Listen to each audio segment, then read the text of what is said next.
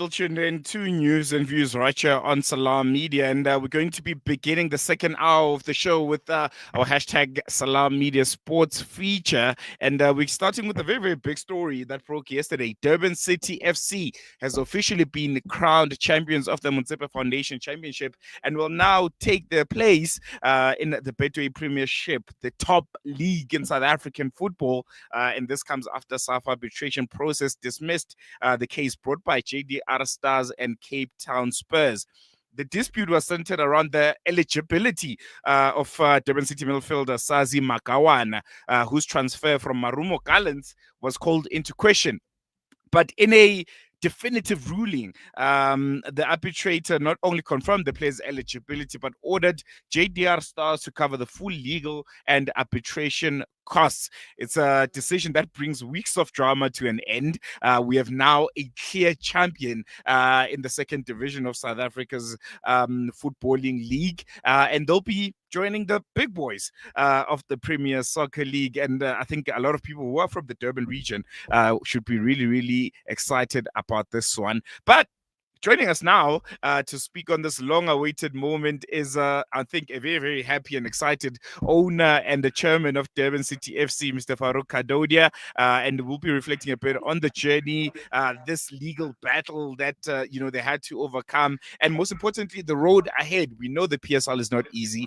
We know the challenges that teams face, especially the ones that get immediately promoted. Most of the time, they get relegated almost immediately the next season. And we want to unpack all of that and more with Mr. Farook Kadodia. Mr. Kadodia, Jazakallah so much. Thank you for joining us on Salam Media. I'm sure you're really, really excited. I can see a big smile on your face. How does it feel to finally receive that ruling from SAFA confirming your promotion? You're back in the PSL as a new outfit, Durban City, no longer Maritzburg United, but I'm sure you're really happy, really, really excited. Assalamu alaikum to you and all listeners, to those viewers that are on YouTube. It gives me a good opportunity to address all the issues that you raised. Firstly, I must say that with the guidance of Allah Ta'ala that we managed to win this legal arbitration. It was something that was uncalled for. We firmly believe that we were in the right at all times as far as the player registration was concerned. And it was only a matter of procedure that we needed to follow. We were deprived on the last match when we beat Cape Town Spurs that we couldn't have a trophy handover. And the players and the staff could have celebrated. People countrywide could have seen the new team in the Betway Premiership. And unfortunately, those things had to be behind us. We needed to prepare ourselves to ensure that the clarity was made at this first the PSL DRC, which we won. And then thereafter, when the clubs took it to the arbitration, we had to prepare also with senior counsel to make sure exactly that our point was made very clear. And it was a huge relief yesterday afternoon to receive the award totally in our favor with cost. No, I think that's very, very exciting to hear. I mean, Durban has been missing football action for a very, very long time. We know there are other KZN teams, but after our Maritzburg United was gone, you felt that there was something that was missing. I want to touch on the ruling itself. The arbitrator's ruling referenced a clearance certificate signed by Marumo Gallants' chairman, which seems to have been a crucial piece of evidence. Why were you guys, at any point not feeling so confident, or were you always confident all along that the paperwork would hold up at the arbitration? Look, we were always confident that there was no case. We firmly believe that the registration process requires a club to get the clearance certificate from the last club where the player was registered, and that was very clear. It was unfortunate that there was club sales between Marumo Gallants and Leruma, which basically did not fall in our way. we had no interference as far as what those matters. The player was a free agent on the 1st of July, and Marumo Gallants had no issues of giving us the clearance. Mm, mm, mm. I want to, focus on the player question here. Makawana, Sazi Makawana, he's been at the center of this controversy. But he's been performing really, really well under pressure, especially in that final win against Cape Town Spurs. How has he handled this whole situation? Have you been communicating with him personally? Looking forward also to the news that he's probably going to be coming with you guys to the top flight of South African football. Just psychologically, how has he been? Look, I think we've been getting the people to help him as far as to keep his mental strength and focus into the game. Obviously, any human being will feel disturbed that why he's in the center of focus, not for positive things but for negative things. And I think the real term is that he scored a magnificent goal against Black Leopards, our last home game in Chatsworth. Mm, And we at all stage, people asked us why did we continue playing Magwanyana whenever there was a situation hello, when there yes. was a situation of protests or appeals, and we firmly believe that we're not going to show ourselves any guilt. We played him throughout the season. He played 27 starts for us in the season, and at no stage we were threatened by any complaint or protest. Mm, mm. You are back in the PSL. It is with a different outfit, a different look, but you know the terrain of our top league very, very well. What are you planning to do differently this time? The league has changed since you guys have been there. We're seeing the rise of a lot of clubs, many that come from the second division. Also, you have the likes of Stellenbosch now in the mix. You have the likes of Marumo Gallants that are in the mix. When you imagine and envision Durban City in the top flight of South African football right now, what does it look like for you guys, and what are you planning to do differently from the previous, journey that you had with Maritzburg? Look, basically with Maritzburg, we were 22 years in the Premier League. And we fought off all challenges from 2008 right until 2023, where we had the darkest day in our life to be relegated. I think, we have the experience of the PSL. We know the demands of the PSL. Undoubtedly, the standard is much higher than this league. For this league, we needed to perform exactly what was required, and now obviously it gets back to the drawing board. We have to basically review all our players, review our staffing at large, and to see exactly that we have to have the material that is demanded in the Premier League. Players, will have to beef up the team. We have to make the team as competitive as possible. And as you quite rightly said, the first year is the biggest challenge, where survival is the first part, and the bonus is to have a team finishing in the top eight. Mm, mm, mm. I want to touch on, I think a point that you're making, that review of, the kind of manpower, the squad that you have, and the coaching staff.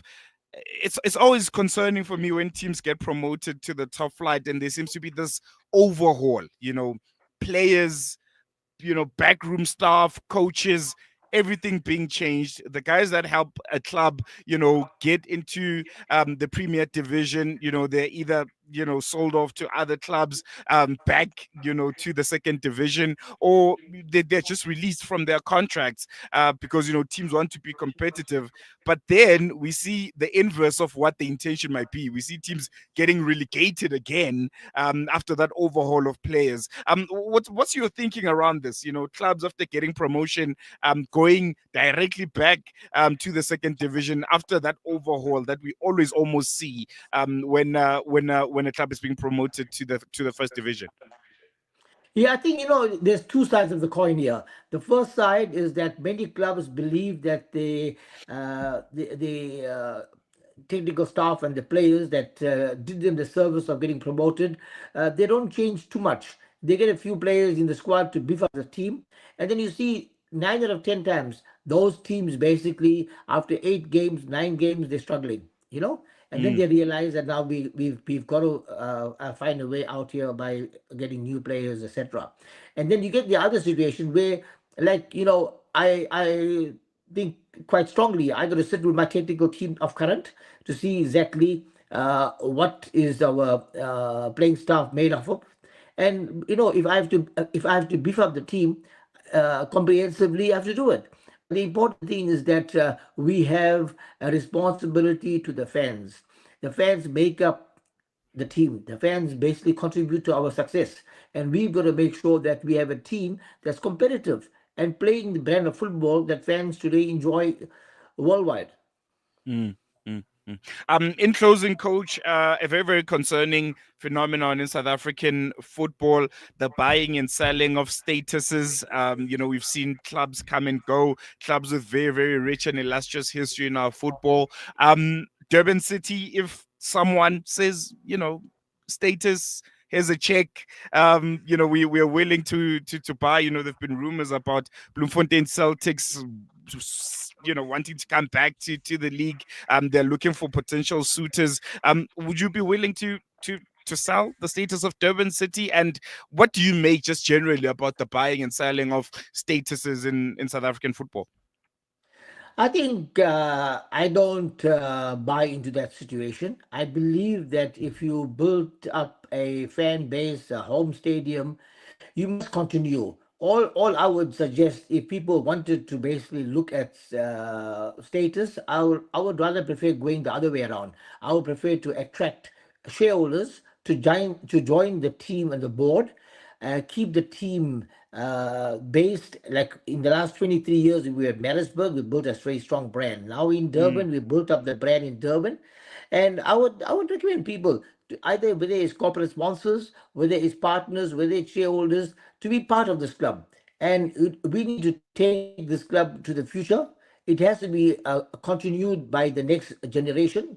A thing is that we serve football for a long time, but we'd love to continue and pass this baton to people of the younger generation who basically for the next 20 years can grow this team even better than what we did.